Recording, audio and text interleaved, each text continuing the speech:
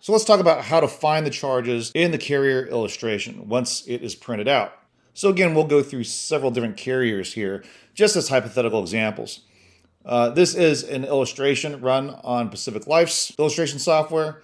And you'd want to page down to the page that is entitled Policy Charges. You see there on the top left-hand corner.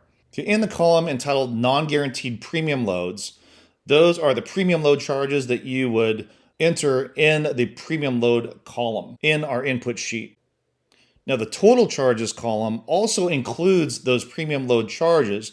So you're going to take the numbers from that total charges column and input that into the input page under the column entitled Total Fixed Charges. Now, we know in a real world IUL, some of those charges are not fixed. Some of those are variable in nature. But for the sake of the Breg-Boss report, we are going to call those fixed charges. Okay, so let's go to National Life Group.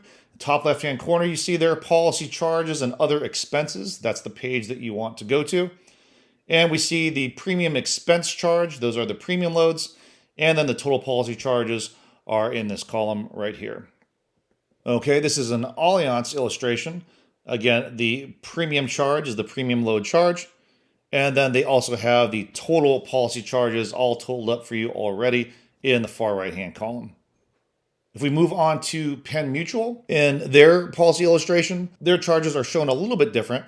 You do have the premium load charges in this column right here.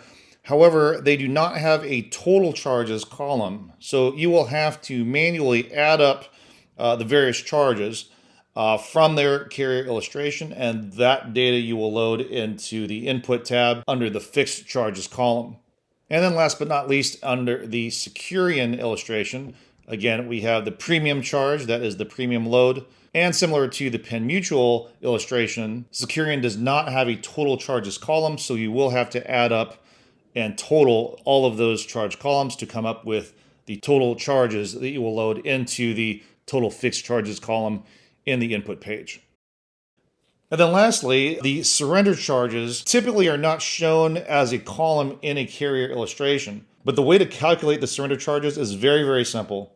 You just take the accumulated value and subtract the surrender value, and that result will be the surrender charge amount.